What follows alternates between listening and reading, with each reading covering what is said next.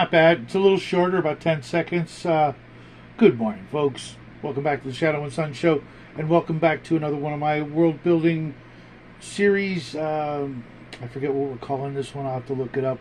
But you can see from the title, How High Tech Is Your Fantasy World?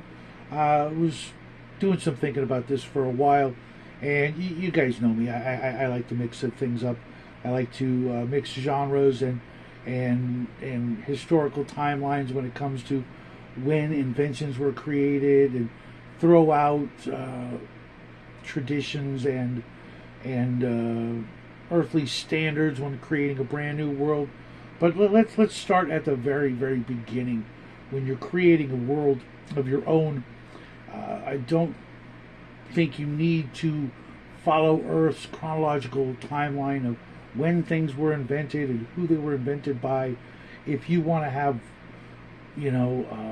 water clocks and sundials in your Stone Age game, or if you want to have electricity and diesel and steampunk in your medieval games, why the hell not? I mentioned Connecticut Yankee and King Arthur's Court had very much mixes of that when the Connecticut Yankee went back to the Middle Ages and created some steam. I want to say some steam-powered vehicle or some other, crazy contraptions that a lot of us could probably whip together if we were ever transported back to the land of King Arthur. Now, you've got some of your basic fantasy tropes, starting with, you could do Stone Age, you could do Bronze Age, and the Dark Age, the Middle Ages, the Renaissance, the Iron Age, all the way up to the Information Age, and farther if you want to really make a crazy world with high-tech, transporters and starships, but spellcasters and dragons. That could be a really fun game. It's really up to you and what you want to make when you're creating a game world. I highly recommend keeping folders or files of different worlds. We were talking about this last Saturday on the Sci-Fi Shadow Chat. Having worlds ready for a game or a session. If the players open up a portal, which is actually one of the forms of fantasy fiction, portal fantasies, where people from someplace go through a doorway to another place. It's a very popular form of fantasy fiction and obviously gameplay, and create worlds that you can pull out at the drop of a hat. Or maybe you want to work on this particular world, and then you set it before your players, and they're like, "Yeah, we're really not feeling that." Okay, put it back in the folder, break out another folder, start working on another world. Eventually, you'll find a world that will mix with your group of prospective players, the people you want to play. But never give up on those worlds. Always go back and add a little more here, a little more there. You never know when you might be able to use them. I really like the idea of veering away from the exact timeline of inventions here on Earth.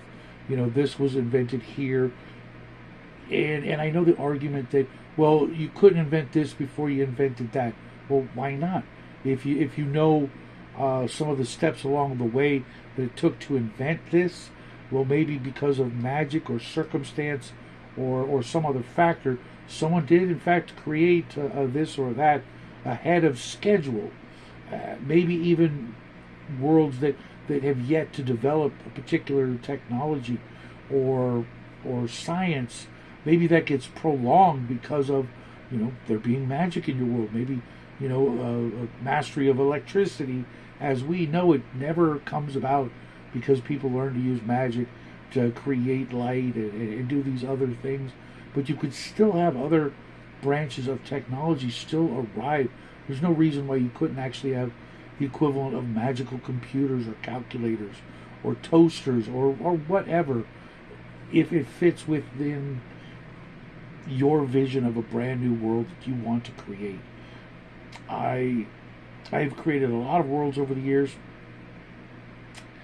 and they're all different, and they all seek to scratch an itch that I personally have, and when it happens to be the same flight of fancy that my friends are interested in, pay attention to what they're talking about, what they're reading, what they're watching, and if you're watching the same things or reading the same things, by all means steal those really great ideas from them that your players will recognize, and port them into your new world. And you never know, you might come up with a brand new world. You can also do what some people have done. I've done this once, and I wasn't really happy with it. But go ahead and start with the Stone Age or caveman days, and run games, building up the history of the world with different changes and different events happening sooner or later. You'd be surprised what you might come up with. There have been a lot of fantasy stories that don't have to take place in the Middle Ages. I know with Dungeons and Dragons being the 800-pound gorilla, we feel forced, or encouraged at least, to run our fantasy games in the Middle Ages. But believe it or not, there have been multiple ages and eras where fantasy has been widely successful and popular, but had absolutely nothing to do with the Middle Ages.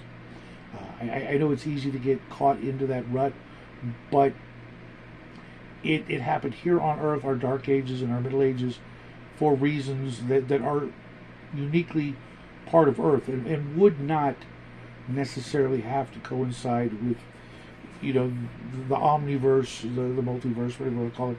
And everywhere these things happen in this particular order, mix them up, and you never know, you might end up with my game tonight. Perfect example.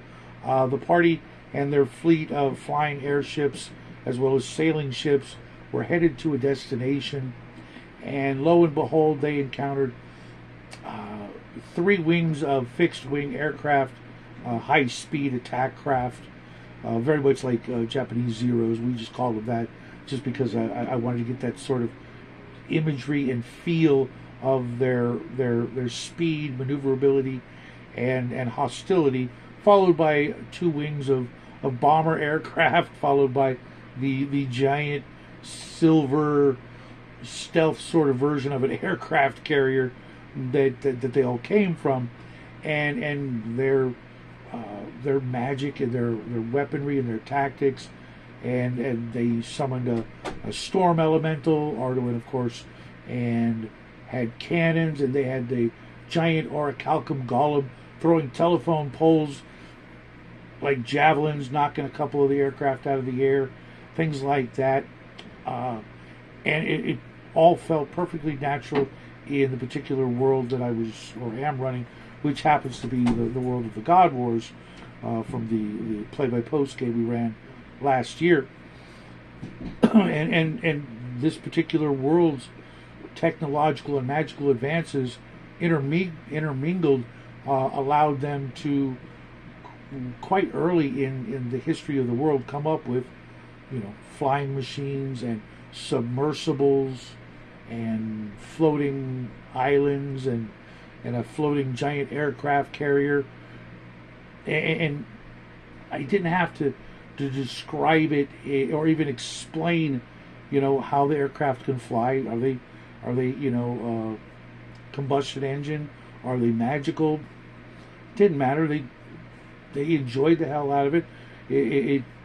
And I guarantee you, each player in the group had a completely different visual idea of how the things looked and how they worked and what have you.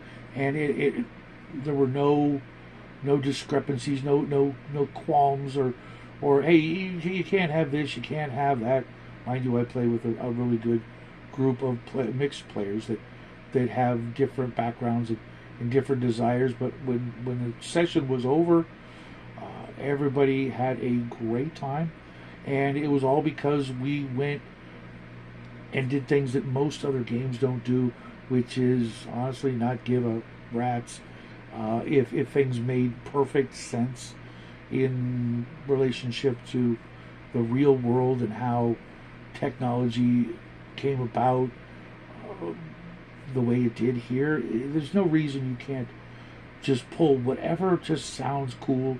The rule of cool still holds sway in the Shadow Court, and I hope it does in your particular neck of the woods when you're coming up with a brand new world that's uniquely yours. I'd love to hear about your crazy gonzo high-tech magical worlds. I think there's still a whole lot of room left in the fantasy genre of role-playing. I just don't think it has to be so rooted and steeped in the Middle Ages. What do you guys think? Let me know in the comment section below. I will be back, as always, in about 45 minutes for the second breakfast. Look forward to maybe continuing the conversation over there. Until then, folks, have a great week. Happy Monday. Love you guys, and as always, happy trails.